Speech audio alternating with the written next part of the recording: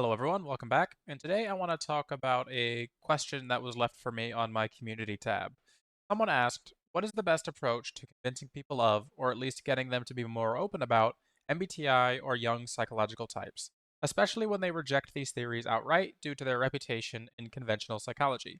In my opinion, this is a really good question, and it ultimately boils down to, can MBTI or personality typology become something that is respected, especially in the scientific communities? And I think that's a really important conversation for typology communities to have. Let's get into it.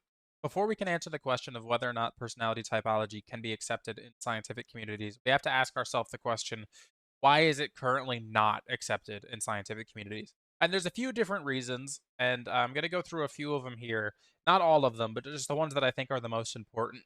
And the main reason I think that personality typology isn't really like respected currently is the idea that typologies have really fallen out of favor over the past like 40 to 50 years. And this is not something that's exclusive to personality. This is across the entire field of psychology. And this is really present in the idea that most modern day psychologists really are trying to abolish the idea of like diagnoses that you might find in the DSM, which is why when you see new psychology students, they're really excited about the DSM because they're like, oh, I can learn how to classify and categorize all these mental illnesses. And many modern day psychologists or psychology students are like, no, it's more nuanced than that. Really, those things only exist to give us like a guiding direction on what we're looking for. And behind the scenes, we're trying to measure things that have a lot more detail. It's really like the difference between like the classic MBTI is in just like the four letters and Big Five. You know, on the back end of mental illness and psychopathology, we essentially are trying to find like the traits or big five version of those things. We're trying to find the individual things that make up those larger diagnostic categories that we've created so we can define them at very specific levels and then act with that information. And this is one of the reasons why typology is falling out of favor, is because we want to have more information. But where I think that the field of psychology is wrong in some sense is that just because we have that information on the back end doesn't mean that having that other classification or generalization isn't helpful. So, for example, no matter what information we have back end, we can never fully get rid of the concept of categories or cutoff points because we need things to be able to tell, like insurance companies, for example, or we need to be able to tell people whether or not their scores are like significantly above average, these sorts of things. There's always going to be some sort of cutoff point. At what point, for example, is someone depressed enough for insurance to pay for their therapy? They either are or they aren't. That is two categories, and you have to have those categories when you're talking about mental health. And so it's important for us to recognize that categories do serve some sort of purpose, whether it's communication, whether it's setting some sort of cutoff point for severity, these sorts of things. And this is really even just present and simple when you talk to other psychology people about the idea of like introverts and extroverts. Most people would agree that introverts and extroverts aren't like two literal, distinct, different kinds of humans. Like they're not actually two different things in reality. But we recognize that those categories are meaningful and helpful for communicating the idea that introverts and extroverts are a general category of people who view things and experience things differently.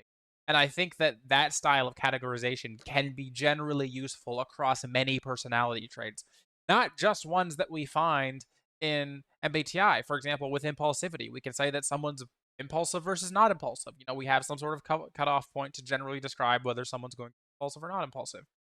Um, so really where I'm going with all of this is that MBTI and typology is not respected because of the current way that psychology views the concept of categories and typologies, and that's that they're currently looking down on these things. And because MBTI is inherently a typology instead of a trait model, it's always going to have this negative perspective towards it, unless the kind of zeitgeist of psychology or the culture of psychology really changes.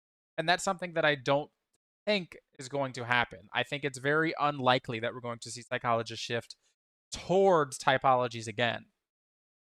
But I think that,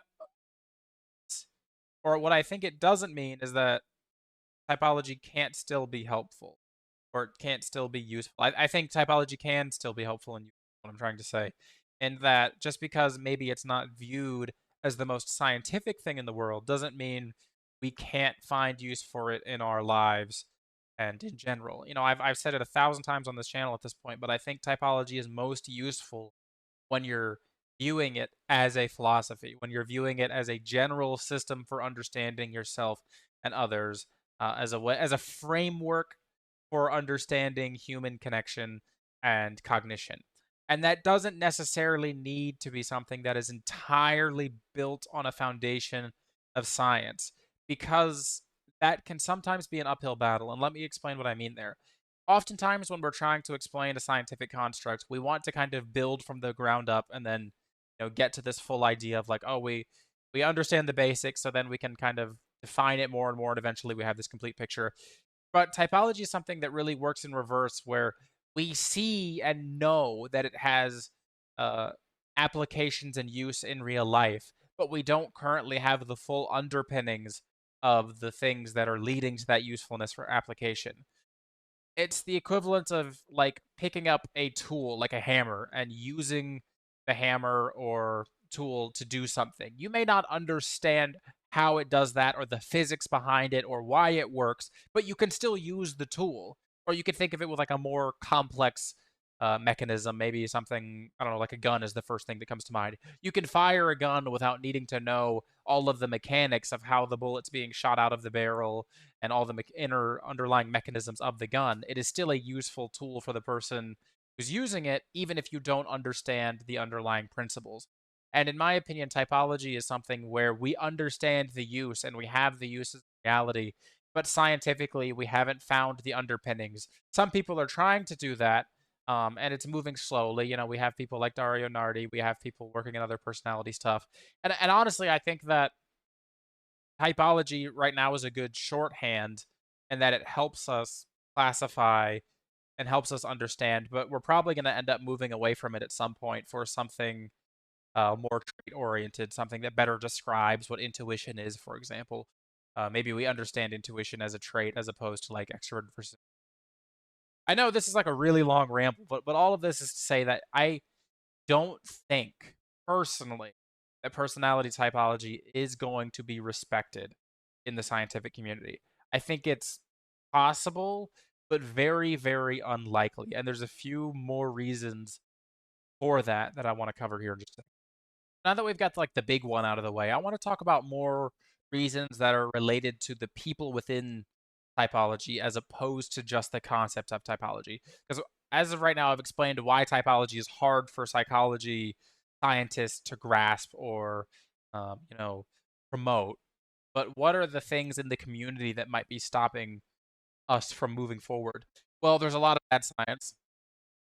Particularly, there's a lot of people with no scientific education creating typology theories, promoting their own ideas, creating psychometrics, talking about things that aren't really scientific in a way where they're promoting them as scientific.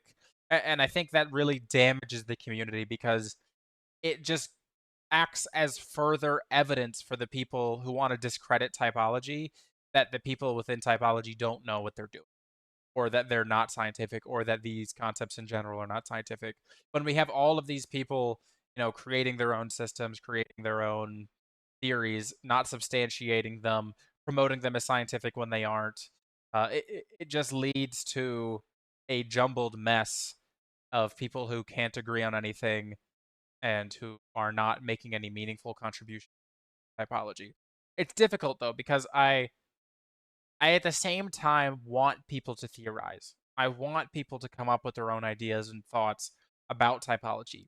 The problem is that people really like to rush to codify and kind of like set in stone their own typology theories. They want to promote them as some sort of truth as opposed to just kind of like an idea that they had one day that they'd like to discuss. I think if you were to approach typology more in that manner, if you were less trying to convince the world that your typology is correct or that it's scientific, even though it has no scientific, backing, or, you're talking about things in a way that is heavily influenced by subjective bias. We see that with a lot of creators as well, who kind of like bring their own personal life experiences into the theory, and that forms the entire conception of the theory, which is really bad practice for theory development. A lot of these things are really holding back the typology community from moving forward and becoming respected because now anybody with like a basic scientific understanding could come in, look at one of these systems and be like, that's not science. You can label it as science, you can call it science, but that's not science. You're not actually using the scientific method. You're not actually uh, using an understanding of quantitative psychology. You're not actually promoting real scientific thought. And that's why I personally, again, I'll say it again, think that if you want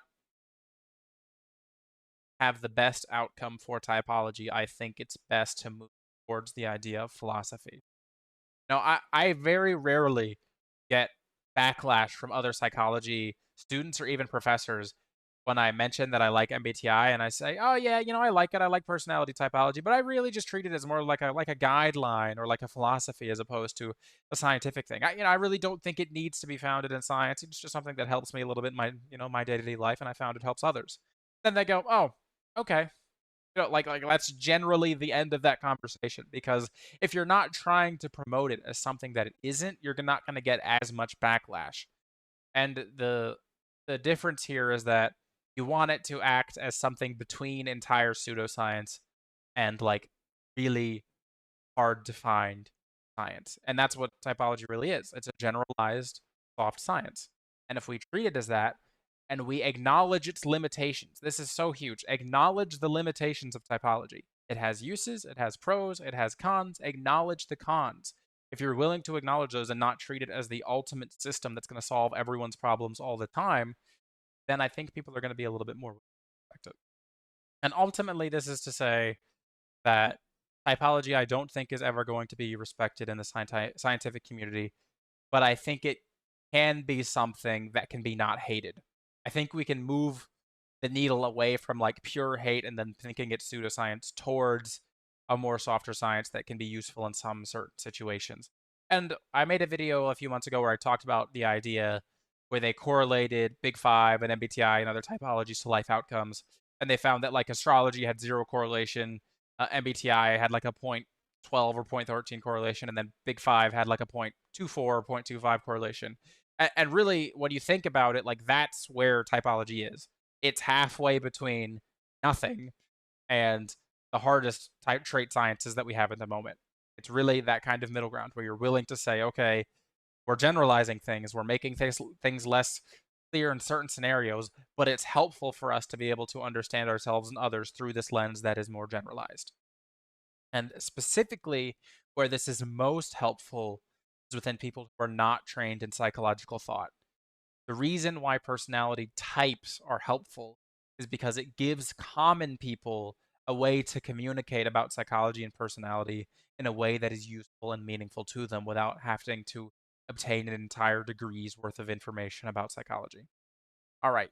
I think that's all I have to say on this topic. I know I rambled on quite a bit. I don't usually ramble like that in videos, but I didn't really rehearse this one. I really just kind of wanted to talk about it off the top of my head. So I hope you enjoyed this video. Let me know your comments down below. What do you think about all of this? Do you think typology should be something that moves towards a hard science where everything is codified specifically and defined, and then it will be respected by the scientific community, or do you think it functions better as more of a philosophy or softer science that has limitations but is still useful in certain circumstances? Thanks for watching.